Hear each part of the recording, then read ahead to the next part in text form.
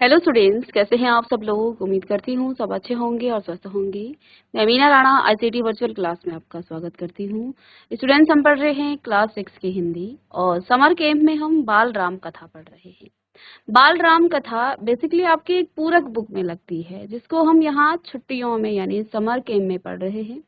ये कहानी आपको बहुत कुछ सिखाती है, आपके जीवन में बहुत सारी शिक्षाएं आपको देती हैं, क्योंकि राम कथा से ही जीवन पवित्र हो जाता है, ऐसा माना जाता है यदि हम उसके सार को जाने तो हमने प्रीवियस लेक्चर में 2 वरदान पढ़े, तो हमने देखा कि जो कैकई हैं, दशरथ से उन्होंने 2 वचन लिए थे, 2 वरदान मांगे थे कि वो भविष्य में कभी भी 2 वरदान 2 वचन उनसे ले सकते हैं।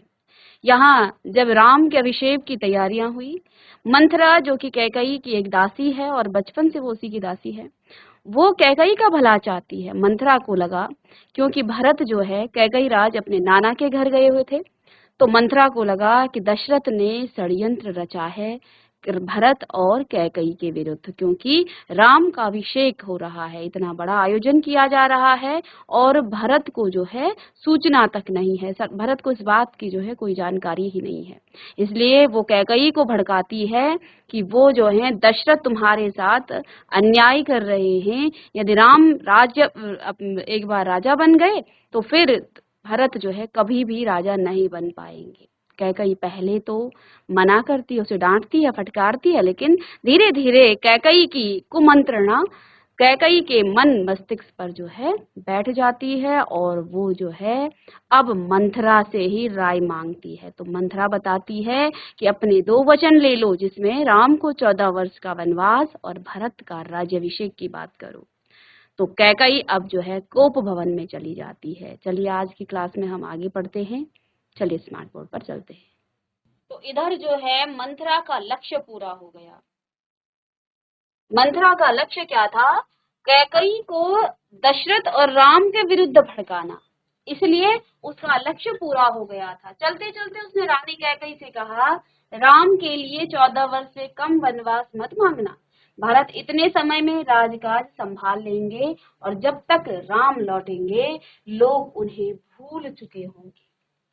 इधर जो है वो मंथरा चलते चलते कैकई को और भड़काती है कि कहीं तुम दशरथ की बातों में मत आ जाना और राम को 14 वर्ष से कम वनवास मत मांगना, क्योंकि इतने समय में भरत जो है पूरे राज्य को अपने वश में कर चुका होगा, लोग राम को भूल चुके होंगे, तो उसके बाद राम का राजा बनना जो है बिल्कुल भी ये जो है संभव नहीं है। इसलिए वो सब ये कह करके वहां से चली जाती है। इधर रानी कैकई कोप भवन चली गई। मंथरा रनिवास से निकल गई और दिन भर की गहमांग हमी के बाद महाराज दशरथ को रानियों की याद आई। तो इधर जो है राज्याभिषेक की तैयारियां चल रही हैं। दिन भर जो है वो उस कार्य में व्यस्त थे। अब उन्हें अपनी रानियों की याद आई। तुरंत रनिवास की ओर जो है वो चल पड़े, उन्हें शुभ समाचार देने। सबसे पहले वह कैकई के कक्ष की ओर मुड़े। तो इधर क्योंकि रानी कैकई राजा दशरथ की सबसे प्रिय रानी थी, तो सबसे पहले वो कैकई के पास ही ये शुभ समाचार लेकर के गए। कैकई वहां नहीं थी। प्रतिहारी से पूछा, पता चला कि कोप भवन में है। तो उन्होंने जब देखा अंदर कैकई अपने राजभवन में नहीं थी, अपने महल में नहीं थी, तो उन्होंने प्रतिहारी से पूछा तो पता चला कि वो कोप भवन में है। दशरथ को चिंता हुई, कैकई कोप भवन में, परंतु क्यों? क्या इसलिए कि उन्हें अब तक अब तक जो है सूचना नहीं मिली। अब दशरथ को लगा कि रानी कैकई इसलिए कोप भवन में गई हैं, इसलिए वो जो है दुखी हैं कि शायद उन्हें इस बात का दुख हुआ कि इतनी बड़ी जो है सभा यहाँ पर आयोजन किया जा रहा है, इतना बड़ा आयोजन इस महल में किया जा रहा है और मुझे अभी तक इसकी सूचना नहीं दी गई राजा दशरथ के द्वारा। उन्हें लगा शायद इसलिए वो कोप भवन में गई है, मैं उसे अवश्य मना लूंगा। दशरथ ने सोचा। तो दशरथ ने सोचा कि मैं राजकाज में इतना व्यस्त हो गया कि रानी कैकई को मैं भूल गया, अपनी रानियों को बताना भूल गया। अच्छा, वो अपने मन में सोच रहे हैं कि मैं कैकई को जरूर मना लूंगा।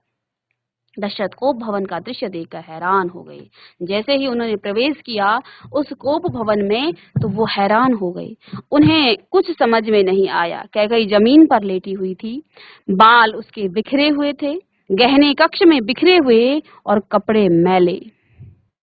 तुम्हें क्या दुख है, क्या हुआ, तुम्हें मुझे बताओ। तो इधर दशरथ ने कहा कि हे रानी, तुम्हें क्या दुख है, मुझे बताओ। अस्वस्थ हो, राजवैद्य को बुलाऊं? दशरथ ने कई सवाल पूछे, कोई उत्तर नहीं मिला। इधर जो है दशरथ ने कई सवाल पूछे तो कैकई चुप रही। कैकई रोती रही। तुम मेरी सबसे प्रिय रानी हो, मैं तुम्हें प्रसन्न देखना चाहता हूँ, तुम्हारी खुशी के लिए मैं कुछ भी कर सकता हूँ, कुछ भी धरती आसमान एक कर सकता हूँ। दशरथ ने कैकई को मनाने का बहुत प्रयास किया, उत्तर उन्हें फिर भी नहीं मिला। दशरथ भी जमीन पर बैठ गए, विनती करते रहे। हाँ, मैं बीमार हूँ, कैकई ने कहा।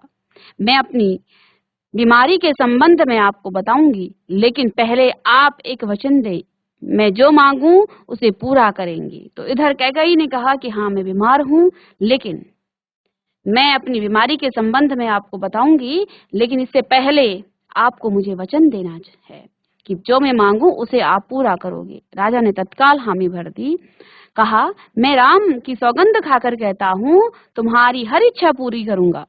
तो दशरथ को नहीं लगा कि कैकई के विचार इतने जो है कुटिल हो सकते हैं, क्योंकि वो कैकई को जानते थे, कैकई की बुद्धि भ्रष्ट की मंथरा ने। तो उन्होंने कहा कि मैं राम की सौगंध खाता हूँ कि जो तुम्हें चाहिए मैं तुम्हारी इच्छा पूरी करूंगा। दशरथ महाराज दशरथ ने राम की सौगंध ली तो कैकई उठकर बैठ गई। तो इधर जो है कैकई को अब जो है विश्वास हो गया कि अब तो दशरथ जो है उनकी सारी इच्छाएं पूरी करेंगे, क्योंकि राम की सौगंध खा चुके थे। आप मुझे वे 2 वरदान दीजिए जिसका संकल्प आपने वर्षों पहले रणभूमि में लिया था। कल की क्लास में मैंने बताया था कि किस प्रकार से कैकई ने दशरथ का साथ दिया और रणभूमि में कैकई ने दशरथ को विजय दिलाई थी। इधर दशरथ ने प्रसन्न होकर इनसे 2 वरदान मांगने को कहा।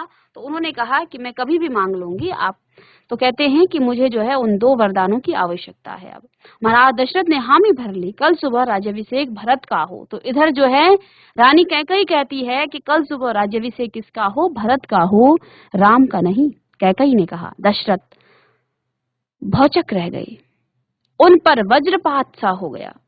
थोड़ा रुक कर कैकई बोली, राम को 14 वर्ष का वनवास हो। तो इधर कैकई जो है थोड़ी रुकी और उसके बाद क्या बोली कि भरत का राज्याभिषेक हो और साथ में राम को 14 वर्ष का वनवास हो। दशरथ का चेहरा सफेद पड़ गया, अवाक रह गई, सिर चकराने लगा, वे मूर्छित होकर गिर पड़े। इधर दशरथ ने जैसे ही इन 2 वचनों को सुना, इन 2 वरदानों को सुना, दशरथ का चेहरा सफेद पड़ गया, अवाक हो रह गए, सिर चकराने उनका लगा और वे मूर्छित होकर गिर पड़े।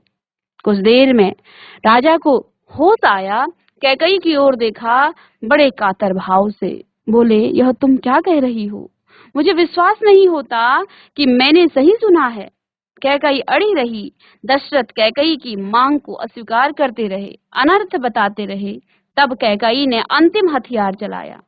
क्या बोला कि अपने वचनों से पीछे हटना रघुकुल का अनादर है, यानी ये तो तुम्हारे कुल के विपरीत है। आप मुझे वचन दे चुके हैं, यदि आप मेरे वचनों को नहीं स्वीकार करेंगे तो ये तो आपके कुल का अनादर है।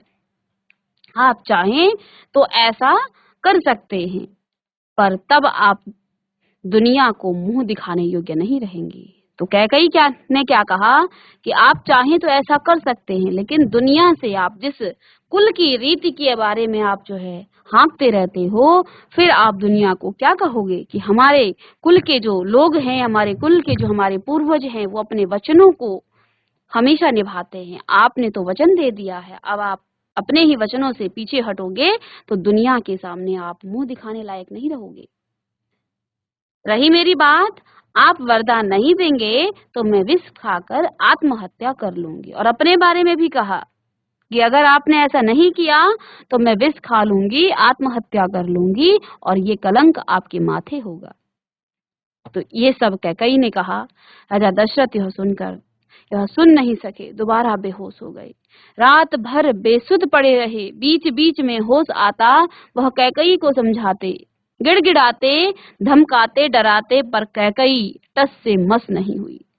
सारी रात इसी तरह जो है बीत गई। इधर राजमहल में राज्याभिषेक की तैयारियां चल रही थी और उधर कोप भवन में रानी कैकई ने दशरथ के होश उड़ा दिए थे इस तरह से। तो इधर जो है पूरी रात जो है वो सोए नहीं। कौन? राजा दशरथ। ठीक है, अब आगे देखिए। इसके बाद बेटा आपका नेक्स्ट जो अध्याय है, अलग अलग अध्यायों में इसे बांटा गया है। नेक्स्ट जो अध्याय है वो राम का वनगमन है। कोप भवन के घटना चक्र की जानकारी बाहर किसी को नहीं थी। ये सारी घटना उस कोप भवन के अंदर ही हो रही थी। यद्यपि सभी सारी रात जागे थे, कैकई अपनी जिद पर अड़ी हुई। राजा दशरथ उन्हें समझाते हुए, नगरवासी राज्याभिषेक की तैयारी करते हुए, गुरु वशिष्ठ की आंखों में भी नींद नहीं थी। आखिर राम का अभिषेक था तो सारा नगर बड़ा खुश था, प्रसन्न था कि अब राम उनके राजा बनेंगे। गुरु वशिष्ठ भी बड़े प्रसन्न थे कि राम जो है राजा बनने वाले हैं और राम का राज्याभिषेक होने वाला है। तो इधर जो है, जो कोप भवन में जो घटना हो रही थी उसके बारे में बाहर किसी को जानकारी नहीं थी। आखिर राम का अभिषेक था। दिन चढ़ते के साथ चहल पहल और बढ़ गई थी। हर व्यक्ति शुभ घड़ी की प्रतीक्षा में। अब इधर जो है सारा महल जो है राम के अभिषेक की तैयारी में था। सब बड़े प्रसन्न थे कि वो शुभ घड़ी कब आएगी। मंत्री सुमंत कुछ असहज थे। महर्षि के पास आए। दोनों ने महाराज के बारे में चर्चा की। तो इधर सुमंत्र ने महर्षि वशिष्ठ को बताया कि ऐसा कुछ हो गया है। चर्चा वो कर रहे थे। पिछली शाम से किसी ने महाराज को नहीं देखा। तो सुमंत बड़े परेशान थे कि महाराज कल रात से गए तो गए कहाँ। तो इधर जो है उन्होंने इस बात की चर्चा महाराज वशिष्ठ मुनि से की। कुछ लोगों के लिए इसका कारण आयोजन की व्यस्तता थी। अब लोगों को लगा कि अभिषेक हो रहा है, राजा व्यस्त होंगे। तो कुछ लोगों को लगा कि राजा व्यस्त हैं। महर्षि ने सुमंत्र को राजभवन भेजा। समय तेजी से बीत रहा था। शुभ घड़ी निकट आ रही थी। सारी तैयारियां हो चुकी थी। केवल महाराज का आना शेष था। सुमंत्र तत्काल राजभवन पहुंचे। कैकई के महल में की सीढ़ियां चढ़ते हुए सुमंत्र को एक अनजान डर ने घेर लिया था। अंदर पहुंचे, देखा कि महाराज पलंग पर पड़े हैं, बीमार दीनहीन। सुमंत्र को का मन भांपते हुए कैकई ने कहा। तो इधर जो है जब कैकई के भवन में गए तो वहां क्या देखते हैं कि महाराज दशरथ बीमार पड़े थे पलंग पर जो है। तो अब सुमंत्र का मन भांपते हुए वो समझ गई कि ये यहाँ क्यों आए हैं। तो कैकई ने कहा, चिंता की कोई बात नहीं है मंत्रीवर।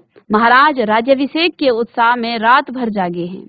वे बाहर निकलने से पूर्व राम से बात करना चाहते हैं। तो इधर जो है कैकई ने सुमंत से क्या कहा कि महाराज कोई बीमार नहीं है, चिंता की कोई बात नहीं है। पूरी रात वो आयोजन में लगे रहे, उसकी तैयारी में लगे रहे, रात भर जागे रहे। इसलिए जो है वो यहाँ से बाहर निकालने से पूर्व राम से बात करना चाहते हैं। कैसी बात? सुमंत ने पूछा। मैं नहीं जानती, अपने मन की बात वे राम को ही बताएंगे। आप उन्हें बुला लाइए। दशरथ ने बहुत क्षीण स्वर में राम को बुलाने की आज्ञा दी। तो इधर दशरथ ने भी राम को बुलाने की आज्ञा दी। सुमंत के मन में कई तरह की आशंकाएं थी, पर वे उन्हें टालते रहे। राम के निवास के बाहर भारी भीड़ थी। लक्ष्मण भी वहीं थे। भवन को सजाया गया था। उसकी चमक दमक देखने योग्य थी। सुमंत्र को देखकर कोलाहल बढ़ गया। लोगों के लिए यह एक संकेत था राज्याभिषेक के लिए राम को आमंत्रित करने का। लोगों को लगा सुमंत्र जो है राज्याभिषेक के लिए राम को लेने आए हैं। सुमंत्र ने कहा, राजकुमार, महाराज ने आपको बुलाया है, आप मेरे साथ ही चलें। कुछ ही पल में राम वहां पहुंच गए। लक्ष्मण साथ थे। दोनों भाई विस्मित थे। वे राजसी वस्त्रों में थे, सजे धजे। लोग जय जयकार करने लगे, पुष्प वर्षा होने लगी। राजकुमार समझ नहीं पा रहे थे कि महाराज ने उन्हें अचानक क्यों बुलाया। लोग समझ रहे थे कि राम राज्याभिषेक के लिए जा रहे हैं। महल में पहुंचकर राम ने पिता को प्रणाम किया, फिर माता कैकई को। राम को देखते ही राजा दशरथ बेसुध हो गए। उनके मुख से एक हल्की सी आवाज निकली, राम। उन्हें होश आया तब भी वे कुछ बोल नहीं सके। इधर जो है राजा दशरथ की जो हालत थी, वो जैसे ही उन्होंने राम को देखा, उनका हृदय जो है फिर से पिघल गया। वो जो है फिर से बेसुध हो गए, बेहोश हो गए। उनके मुख से एक हल्की सी आवाज निकली, राम। उन्हें होश आया तब भी वे कुछ बोल नहीं सके। थोड़ी देर तक चुप्पी रही, असहज सन्नाटा। कोई कुछ नहीं बोला तो राम ने पिता से पूछा, क्या मुझसे कोई अपराध हुआ है? कोई कुछ बोलता क्यों नहीं? आप ही बताइए माते। तो अपनी माँ कैकई से पूछा राम ने। महाराज दशरथ ने मुझे एक बार 2 वरदान दिए थे। तो कैकई ने क्या कहा कि महाराज दशरथ ने मुझे 2 वरदान दिए थे। मैंने कल रात वही दोनों वर मांगे।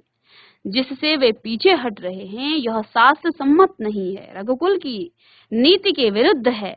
कैकई ने बोलना जारी रखा, मैं चाहती हूँ राज्याभिषेक भरत का हो और तुम 14 वर्ष वन में रहो। महाराज यही बात मुझसे नहीं कह पा रहे थे, तो तुमसे नहीं कह पा रहे थे।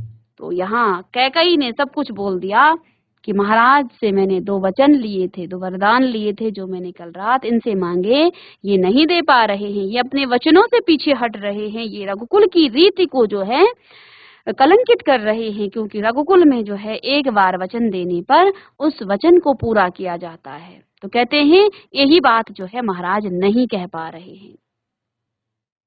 तो राम संयत रहे। उन्होंने दृढ़ता से कहा, पिता का वचन अवश्य पूरा होगा। भरत को राजगद्दी दी जाए, मैं आज ही वन चला जाऊंगा। राम की शांत और सधी हुई वाणी सुनकर कैकई के चेहरे पर प्रसन्नता छा गई। तो इधर जो है राम ने कोई विद्रोह नहीं किया। वो दृढ़ता से, एक बार भी उनकी जो है मन में जो है ये नहीं आया कि आज तो मेरा राज्याभिषेक होना था। राम चाहते तो विद्रोह कर सकती थे। तो देखिए कैसे राम थे। उन्होंने दृढ़ता से कहा कि मेरे पिता ने जो वचन दिया है उस वचन को मैं जरूर पूरा करूंगा। भरत को राजगद्दी दी जाए, मैं आज ही वन चला जाऊंगा। राम की शांत और सधी हुई वाणी सुनकर कैकई के चेहरे पर प्रसन्नता छा गई। उनकी मनोकामना पूर्ण हुई। राजा दशरथ चुपचाप सब कुछ देख रहे थे।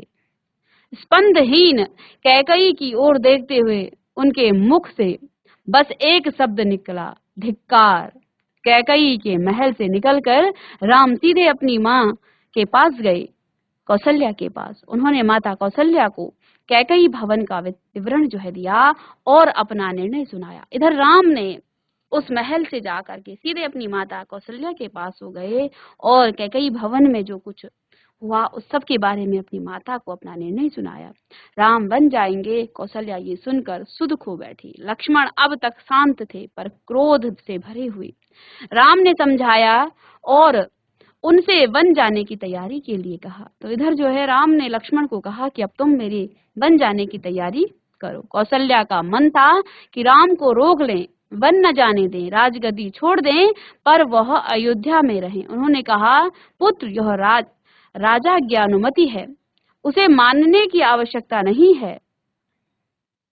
राम ने उन्हें नम्रता से उत्तर दिया, यह राजाज्ञा नहीं, पिता की आज्ञा है।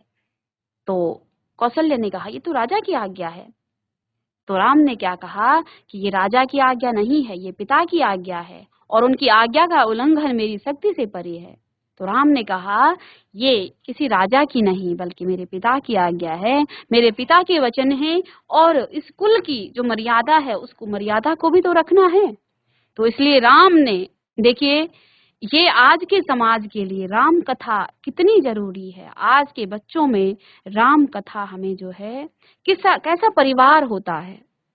एक ऐसा ज्येष्ठ भ्राता जिसने अपने पिता बहुत दुखी थे, वो नहीं चाहते थे राम बन जाएं, लेकिन अपने वचनों से वो जो है बद्ध थे। वो अपने वचनों को जो है राम के पास तक नहीं कह पाए। राम ने अपने पिता की वचनों को निभाने के लिए वन जाने का निर्णय ले लिया था। माता ने उन्हें रोका, लेकिन उन्होंने कहा ये किसी राजा की आज्ञा नहीं है, बल्कि मेरे पिता की आज्ञा है, और पिता की आज्ञा का पालन करना ये मेरी शक्ति से परे है। आप मुझे आशीर्वाद दें। इधर अपनी माता कौशल्या से आशीर्वाद लेते हुए लक्ष्मण से राम का संवाद जारी रहा। राम ने वन गमन को भाग्यवश आया उलट फेर कहा। तो इधर राम ने क्या कहा, ये तो भाग्य के वालों को मिलता है वन जाना, लक्ष्मण भी नहीं चाहते थे। ठीक है, लक्ष्मण इससे सहमत नहीं थे, वे इसे कायरों का जीवन मानते थे। उन्होंने राम से कहा, आप बाहुबल से अयोध्या का राज सिंहासन छीन लें, देखता हूँ कौन विरोध करता है। तो लक्ष्मण ने कहा कि ये आपका अधिकार है, आप अपनी शक्ति से राज अभिषेक, क्योंकि राजा तो दूसरे राज्य को हराकर तो राज्य अपना हो ही जाता है, भले ही भरत जो है इस राज्य का राज्याभिषेक बन होने के बाद राजा बन जाए, आप जो है युद्ध कीजिए। लेकिन राम नहीं माने, तो कहते देखता हूँ कौन विरोध करता है, अधर्म का सिंहासन मुझे नहीं चाहिए। तो राम ने क्या कहा, मैं वन जाऊंगा, मेरे लिए तो जैसा राज सिंहासन वैसा ही वन है। तो राम ने क्या कहा, मैं वन जाऊंगा। इस तरह से यह अधर्म है, अपने ही भ्राता के साथ जो है युद्ध करना, यह अधर्म है। कौशल्या ने स्वयं को संभाला, उठी और राम को गले लगा लिया। वे राम के साथ वन जाना चाहती थी, राम ने मना कर दिया, कहा कि वृद्ध पिता को आपके सहारे की आवश्यकता है। कौशल्या ने राम को विदा करते हुए कहा, जाओ पुत्र, दसों दिशाएं तुम्हारे लिए मंगलकारी हों, मैं तुम्हारे लौटने तक जीवित रहूंगी। तो इस तरह से माता कौशल्या ने राम को आशीर्वाद दिया कि ये सारी दसों दिशाएं तुम्हारे मंगलकारी होंगी, तुम जिस वन में रहोगे वहां तुम्हारा मंगल होगा, मैं तुम्हारे लौटने तक जीवित रहूंगी। कौशल्या भवन से निकलकर राम सीता के पास गए। अब कौशल्या से आज्ञा लेकर के राम अब सीता के पास गए, सारा हाल बताया, विदा मांगी, माता पिता की आयु का उल्लेख किया, उनकी सेवा करने का आग्रह किया, कहा प्रिय तुम निराश मत होना, 14 वर्ष के लिए बाद हम फिर मिलेंगे। राम के वन गमन का समाचार तब सीता के पास नहीं पहुंचा था। इधर सीता को इन सब बातों की कोई जानकारी नहीं थी। तो सीता जो है से राम कहते हैं कि तुम मेरे वृद्ध माता पिता की सेवा करना, और मैं 14 साल बाद जो है निराश मत होना, 14 वर्ष बाद में फिर जो है हम मिलेंगे। राम के वन गमन का समाचार तब तक सीता के पास नहीं पहुंचा था। राम को देखकर कुछ आशंका हुई, अनिष्ट की। राम ने विदा मांगी तो सीता व्याकुल हो गई, क्रोधित भी हुई, निर्णय तक प्रतिवाद किया। राम नहीं माने तो सीता ने उनके साथ जंगल जाने का प्रस्ताव रखा। तो सीता नहीं चाहती थी कि वो वन जाए, कोई भी स्त्री नहीं चाहेगी कि उसके पति को उसका अधिकार छिन जाए और वो वन में चला जाए। लेकिन जब राम नहीं माने तो सीता ने भी साथ चलने का प्रस्ताव रखा। सीता ने कहा, मेरे पिता का आदेश है कि मैं छाया की तरह हमेशा आपके साथ रहूं। अतः अंततः राम को उनकी बात माननी पड़ी। सीता भी अपनी बातों पर अड़ गई कि मैं आपके साथ ही रहूंगी। तो अंत में जो है राम को उनकी बात माननी पड़ी।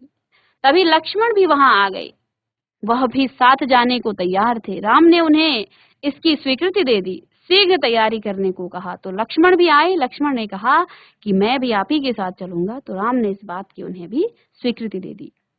राम चाहते थे कि सीता वन न जाए, अयोध्या में रहे। वे इसकी अनुमति दे चुके थे, फिर भी उन्होंने एक और प्रयास किया। क्या कहा, सीते वन का जीवन बहुत कठिन है, न रहने का ठीक स्थान, न भोजन का ठिकाना, कठिनाइयां कदम कदम पर, तुम महलों में पली हो, ऐसा जीवन कैसे जी सकोगी। सीता ने उत्तर दिया, मुस्कुरा दी। उन्हें पता था कि राम अपने दिए वचन से पलट नहीं सकते। राम वन जा रहे हैं, यह समाचार पूरे नगर में फैल चुका था। तो इधर जो है सीता सिर्फ मुस्कुराई, उन्हें पता था राम एक बार वचन दे चुके हैं कि हाँ तुम मेरे साथ चलो, तो अब वो पलट नहीं सकते, इसलिए उन्होंने कोई उत्तर नहीं दिया, सीधे राम के साथ चले।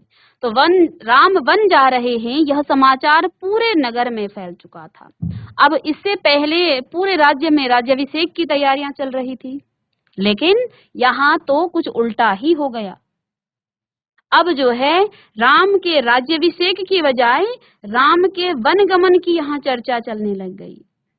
पूरे नगर में फैल चुका था, क्योंकि अभी अभी तो चर्चा चल रही थी कि राम का राज्याभिषेक हो रहा है। नगरवासी दशरथ और कैकई को धिक्कार रहे थे। पूरे नगर के लोग कैकई और दशरथ को धिक्कार रहे थे। कुछ देर पहले तक जहां उत्सव की तैयारियां थी, वहां उदासी ने घर लिया था। सड़कें गीली थी लोगों के आंसुओं से। सबकी इच्छा थी राम सीता वन न जाएं। वे उन्हें रोकना चाहते थे पर बेबस थे। राम सीता और लक्ष्मण जंगल जाने से पहले पिता का आशीर्वाद लेने गए। महाराज दशरथ दर्द से कराह रहे थे। तीनों रानियां वहीं थी, मंत्री आसपास थे। मंत्रीगण रानी कैकई को अब भी समझा रहे थे, क्षुब्ध थे, पर तर्क का साथ नहीं छोड़ना चाहते थे। ज्ञान, दर्शन, नीति, रीति, परंपरा सबका हवाला दिया, कैकई अड़ी रही। तो इधर सभी मंत्रियों ने, सभी जो उनके घर के लोग थे, सभी रानियों ने, यानी कि कौशल्या ने तो कुछ कहा नहीं, तो सभी मंत्रियों ने उन्हें जो है सभी तरह से समझाने का कोशिश की। उन्हें ज्ञान, दर्शन, रीति, नीति, परंपरा सबका हवाला दिया। लेकिन कैकई की बुद्धि पर मंथरा ने ऐसा मंत्र डाला कि वो अब अपनी बात पर अड़ी की अड़ी रही। राम ने कक्ष में प्रवेश किया तो इधर जो है राम ने तुरंत वन जाने की तैयारी की, एक पल की देरी नहीं की। और इधर पूरी सभा में इस बात की चर्चा चल रही थी। कैकई से सब जो है ये कह रहे थे कि आप जो है अपने वचन को वापस ले लें, राम को वन न भेजें। इधर राम पूरी तैयारी कर चुके हैं। राम उस कक्ष में प्रवेश करते हैं तो दशरथ में जीवन का संचार हुआ। वे उठकर बैठ गए। उन्होंने कहा, पुत्र, मेरी मति मारी गई है। मैं वचनबद्ध हूँ, ऐसा निर्णय करने के लिए विवश हूँ, पर तुम्हारे ऊपर कोई बंधन नहीं है। मुझे बंदी बना लो और राज संभालो। यह राज सिंहासन तुम्हारा है, केवल तुम्हारा है। तो दशरथ ने जैसे ही राम को देखा तो वो बेसुध पड़े हुए थे। राम को देखकर मानो उनके जीवन में, उनके पूरे शरीर में जैसे संचार हो गया हो जीवन का। वे उठकर बैठ गए। उन्होंने कहा कि हे पुत्र, मेरी मति तो मारी गई थी, मैं वचनबद्ध हूँ, ऐसा निर्णय करने के लिए मैं विवश हूँ, पर तुम्हारे ऊपर कोई बंधन नहीं है। मुझे बंदी न बना लो और राज संभालो। ये राज सिंहासन तुम्हारा है, केवल तुम्हारा है। पिता के वचनों ने राम को झकझोर दिया। वे दुखी हो गए, पर उन्होंने नीति का साथ नहीं छोड़ा। तो पिता के इन वचनों को सुनकर राम झकझोर गए, दुखी हो गए, लेकिन नीति का साथ उन्होंने अभी भी नहीं छोड़ा। आंतरिक पीड़ा आपको ऐसा कहने पर विवश कर रही है। मुझे राज्य का लोभ नहीं है, मैं ऐसा नहीं कर सकता।